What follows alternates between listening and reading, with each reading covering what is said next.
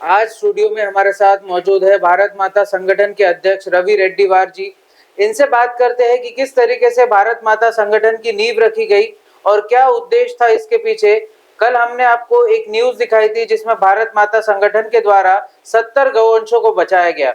इसी के बारे में भी इनसे बात करेंगे और जानने की करेंगे कोशिश कि किस तरीके से उनको ये खबर मिली और उसके बाद में इन्होंने क्या क्या कार्रवाई की।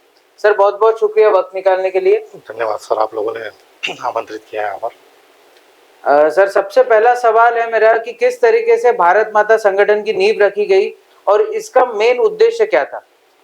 भारत माता संगठन इसलिए बना, जैसा कि हम देखते आ रहे हैं कि लव जिहाद जी और गौहत्या और समाज में जातिवाद ये बड़े मात्रा में हम लोग देख रहे हैं। और हम लोगों ने इसकी स्थापना इसी वजह से की है कि जातिवाद को पूरी तरीके से खत्म करने की आवश्यकता है। पूरे हिंदू समाज को संगठित करने का भारत माता संगठन ने ठाना हुआ है। रवि जी, जिस तरीके से हम लोग देखते हैं कि आपके जो आलोचक है वो इस बात पे आप पर नाराज रहते हैं कि जिस तरीके से आप जो ये कृत्य करते हैं उसके वजह से दो धर्मों के बीच में एक खाई निर्माण हो रही है, इसको किस तरीके से देखते हैं। देखिए, एक पुराने और पीछे लेके जाता हूँ थोड़ा सा। जैसे हमारे राजा महाराजाओं ने अपना जीवन अपने देश के लिए, अपने धर्म के लिए बलिदान कर दिया।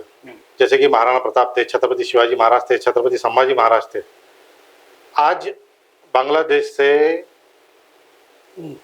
जिहादी, रोहिंग्या जिहादी, वो सब भारत में लैंड जिहाद कर रहे हैं, अपनी स्थापना मजबूत बना रहे हैं। अगर उनसे अभी अगर हम लोग लड़ नहीं पाए तो हमारे लिए आने वाले समय में मुश्किल हो जाएगा। और ये जो बात है आलोचक वालों की, वो झूठी है।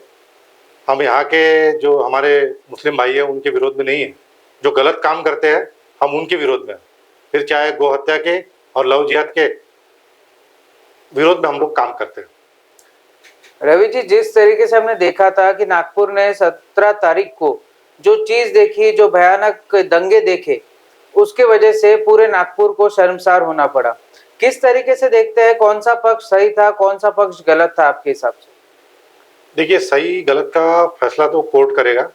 मेरा इतना मानना है कि जो वाक्य उस दिन हुआ, ऐसे हमारे हिंदू समाज में अभी आपने कुछ दिन पहले देखा होगा कि एक शिव मंदिर में एक जिहादी पेशाब करता हुआ पाया गया। इससे पहले आपने लात मारते हुए भी किसी को देखा होगा, शिव, भगवान शिव की मूर्ति। लेकिन तब हिंदू समाज ने इस तरीके से विरोध नहीं किया जिस तरीके से इन जिहादियों ने विरोध किया। तो अभी भी समय है, हिंदू समाज संगठित हो और जहाँ पे हिंदुओं के खिलाफ कुछ गलत होता है तो सब संगठित होकर के विरोध करें, ऐसे ही शक्ति का प्रदर्शन करें। अपने किसी चीज का नुकसान करने की आवश्यकता नहीं है, विरोध करने के लिए बहुत सारी आंदोलन करने की प्रक्रिया होती है।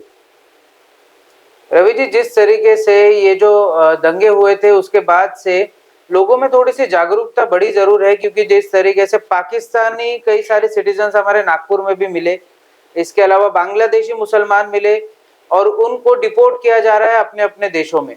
इसको आप सही मानते हैं या गलत मानते हैं। ये तो राज्य सरकार और भारत सरकार ने बहुत ताकत से काम करना चाहिए, क्योंकि अगर ये कार्य काफी पहले से होता तो आज ये समस्या ही उत्पन्न नहीं होती। और जो 17 तारीख की वाकया नागपुर में हुई वो भी बेहद मुश्किल काम था। इससे पहले शांति से ही नागपुर में सब चल रहा था। रवि जी, जिस तरीके से अभी हम लोग आगे देख पा रहे हैं कि भारत माता संगठन ने मैंने कल ही एक न्यूज कवर की जिसमें 70 गौवंशों को आपके संगठन के द्वारा बचाया गया। उसके बारे में थोड़ा सा बताइए, किस तरीके से आपको खबर मिली और किस तरीके से आपने रिएक्ट किया उसके बाद। हमारे पास पारसिवनी गांव से खबर आ गई थी कि एक जगह है जहाँ पर के गौवंश को रखा हुआ है, ना पानी की व्यवस्था है वहाँ पर, ना चारा की व्यवस्था। तो हम लोगों ने रात को जाने के बजाय अर्ली मॉर्निंग सुबह 5 बजे के करीब हम लोग उस ठिकाने पर पहुंचे। डुमरी गांव करके मनसर हाईवे पर ये गांव है। वहाँ पे कैनाल के बगल में ये खेत है। उस खेत मालक ने वहाँ पर ये 60-70 गौवंश रखे हुए थे। वो लोग काफी दयनीय अवस्था में थे। बस ये खबर मिलते ही हम लोगों ने वापस नागपुर आना उचित समझा। नागपुर में हमने एसपी साहब से संपर्क किया। एसपी साहब ने हमको मदद का आश्वासन दिया। फिर वहाँ के जो पारसिवनी थाने के पीआई थे थोराज जी, उनकी हेल्प और कनान थाने के जो पाटिल साहब थे पीआई, उनकी मदद से ये हम लोगों ने गौवंश को बचाया। और हमारे संगठन के जो लोग थे उन्होंने भी बड़ी हिम्मत से कार्य किया, क्योंकि पुलिस आने के लिए जो भी समय लगा वो 2-3 घंटे, और जो सुबह का काम था जिस समय हम लोग अकेले गए, ये बड़ा साहसीपूर्ण कार्य था। इसके लिए मैं अपने संगठन के सदस्यों को भी धन्यवाद करता हूँ। रवि जी, जिस तरीके से हम लोग देख रहे हैं कि जब से देखा जाए तो सेंटर में हो या स्टेट में हो, एक हिंदूवादी सरकार मानी जाती है, लेकिन जब से महाराष्ट्र में गाय माता को राज्य माता का दर्जा प्राप्त हुआ है, उनके खिलाफ जो बढ़ते गए अपराध है वो कम होने का नाम नहीं ले रहे। जिस तरीके से कहीं पे गौवंश के कटे हुए पैर मिल रहे हैं, कहीं पे गाय जिंदा जला दी जा रही है, कहीं पे कत्ल खानों में पहुंचा दी जा रही है, तो क्या लगता है इसको कैसे रोका जा सकता है और सरकार ने और क्या कदम उठाना चाहिए कि जिससे इस तरीके के कृत्यों को थोड़ा सा ये लगाम लगा सके? जो गाड़ी गोवंश को लेके जाती है, गाय को, गौ माता को लेके जाती है, उस गाड़ी को पूर्ण तरीके से जब्त करना चाहिए। जो ड्राइवर पकड़ा जाता है उसका लाइसेंस भी रद्द कर देना चाहिए, और जिस कत्ल खाने में ये गाय जा रही है उसके भी इंक्वायरी करके उनको फांसी की सजा डिक्लेयर कर दी जाए। यानी कानूनी हत्या का मामला दर्ज होना चाहिए। 304, 307 ऐसा मामला दर्ज हो तो ही ये प्रकरण रुक पाएगा, ऐसा मेरा मानना है। रवि जी, आखिरी 2-3 सवाल लेंगे। जिस तरीके से हम लोग देखा है कि पाकिस्तान को मुंह तोड़ जवाब दिया गया था ऑपरेशन सिंदूर के द्वारा, किस तरीके से देखते हैं ऑपरेशन सिंदूर को, कितना सफल मानते हैं? सफल तो काफी हद तक हो गया, लेकिन पाकिस्तान को पूरी तरीके से कमजोर करने के लिए युद्ध कम से कम महीना 2 महीना चलना चाहिए था, ऐसा हमारा मानना है जी। लेकिन जिस तरीके से तमाम देशवासी ये उम्मीद लगाए बैठे थे कि पीओके इस बार भारत अपने पास ले लेगा, पर पाकिस्तान का कई सारा प्रोपेगेंडा था जो वेस्टर्न मीडिया ने खूब जोर शोर से उछाला, लेकिन हमारी सरकार, हमारी सेना, हमारे आर्मी के जवान सब अडिग खड़े रहे और उन्होंने पाकिस्तान को सबसे पहले तो इंडस वाटर ट्रीटी खत्म कर दी। और पाकिस्तान पे अपन क्या कर सकते हैं जिससे पाकिस्तान पूरा निस्तनाबूद हो जाए और आइसोलेट हो जाए पूरी दुनिया भर से? उनके जिस कंट्री से आर्थिक व्यवहार चल रहे हैं उनसे हमने आर्थिक व्यवहार बंद कर दिए, तो मेरा ऐसा मानना है कि पाकिस्तान पूरी तरीके से बर्बाद हो जाएगा, पूरा कमजोर हो जाएगा। ऐसा भारत सरकार ने फैसला ले लेना चाहिए। जी। रवि जी, क्या लगता है आपको कि ऑपरेशन सिंदूर का सफलता का जो श्रेय है वो किसे मिलना चाहिए? क्या सरकारों को उसका श्रेय मिलना चाहिए या फिर सेना और जवानों को मिलना चाहिए? सेना और जवान तो हमेशा सक्षम रहते हैं, पर सरकार का मनोबल और दुर्बलता ये आप सबने देखी है।